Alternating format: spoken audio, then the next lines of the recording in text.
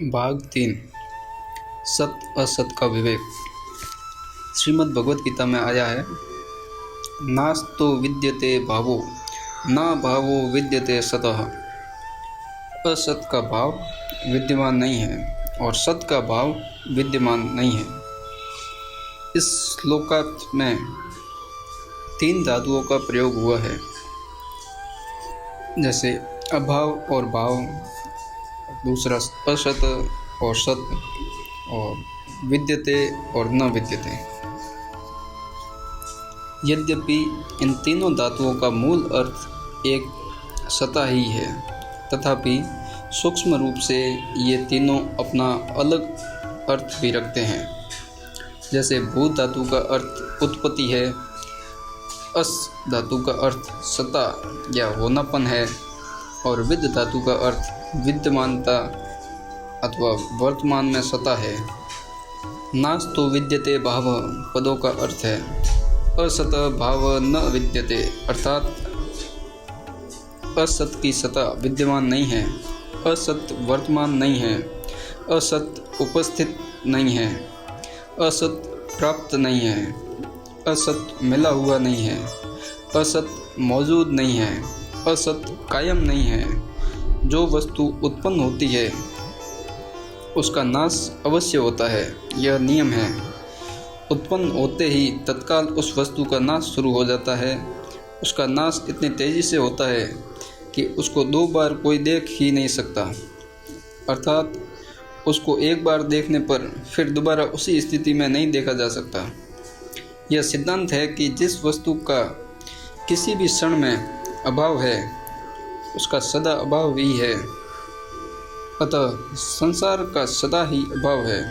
संसार को कितना ही महत्व दे, उसको कितना ही ऊंचा माने, उसका कितना ही सहारा ले, उसकी कितनी ही गरज करे, पर वास्तव में वह विद्यमान है ही नहीं। असत प्राप्त है ही नहीं।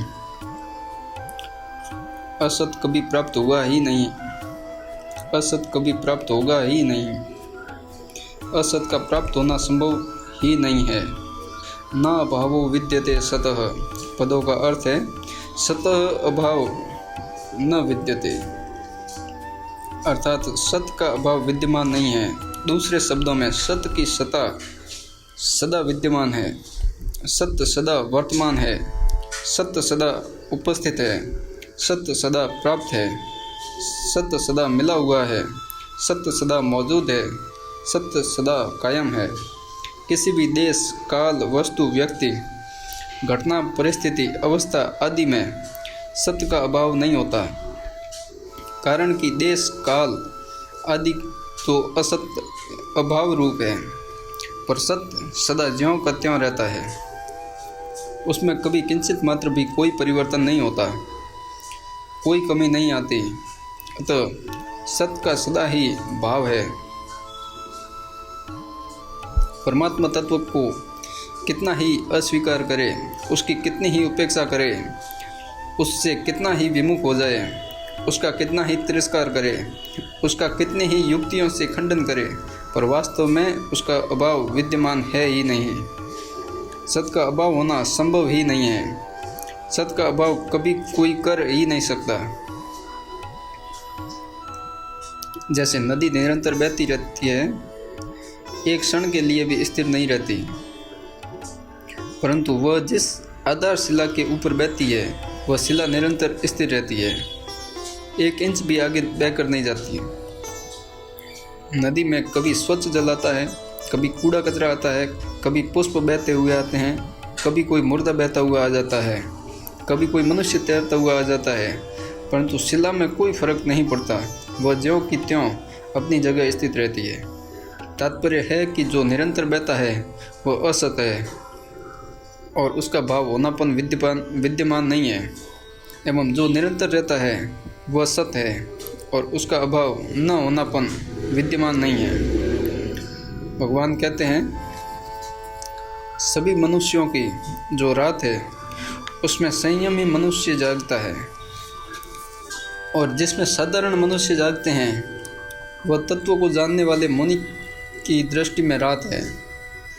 सांसारिक मनुष्य रात दिन भोग और संग्रह में लगे रहते हैं, उनको ही महत्ता देते हैं। सांसारिक कार्यों में बड़े सावधान और निपुण होते हैं, तरह तरह के कला कौशल सीखते हैं, लौकिक वस्तुओं की प्राप्ति में ही अपनी उन्नति मानते हैं, सांसारिक पदार्थों की बड़ी महिमा गाते हैं, सदा जीवित रहकर सुख भोगने के लिए बड़ी बड़ी तपस्या करते हैं, देवताओं की उपासना करते हैं, मंत्र जप करते हैं, परंतु जीवन मुक्त तत्वज्ञ भगवत प्रेमी महापुरुष तथा सच्चे साधकों की दृष्टि में वह बिल्कुल रात है, अंधकार है, उसका किंचित मात्र भी महत्व नहीं है, कारण कि उनकी दृष्टि में ब्रह्मलोक तक संपूर्ण संसार विद्यमान है ही नहीं। जैसा है वैसा अनुभव करने का नाम ज्ञान है, और जैसा है ही नहीं उसको है मान लेने का नाम अज्ञान है।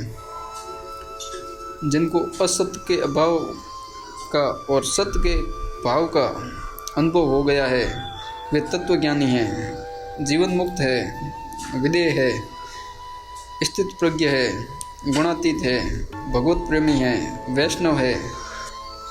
परंतु जो असत का भाव और सत्य का अभाव मानते हैं, असत को प्राप्त और सत्य को अप्राप्त मानते हैं, वे अज्ञानी हैं, बेसमझ है, विपरीत बुद्धि वाले हैं। भगवान कहते हैं असत का अभाव और सत्य का भाव दोनों के तत्व निष्कर्ष को जानने वाले जीवन मुक्त तत्वज्ञ भगवत प्रेमी महापुरुष एक सत्य तत्व को ही देखते हैं, अर्थात स्वतः स्वाभाविक एक है का ही अनुभव करते हैं।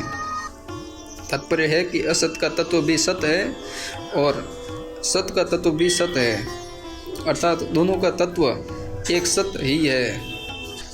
ऐसा जान लेने पर उन महापुरुषों की दृष्टि में एक सत्य तत्व है के सिवाय और किसी की स्वतंत्र सत्ता रहती ही नहीं। असत्य की सत्ता विद्यमान न रहने से उसका अभाव और सत्य का भाव सिद्ध हुआ, और सत्य का अभाव विद्यमान न रहने से उसका भाव सिद्ध हुआ। निष्कर्ष यह निकला कि सत्य है ही नहीं, प्रत्युत सत्य ही है। वासुदेव सर्वम, सत्य के सिवाय और कुछ है ही नहीं, हुआ ही नहीं, होगा ही नहीं और होने की संभावना ही नहीं है।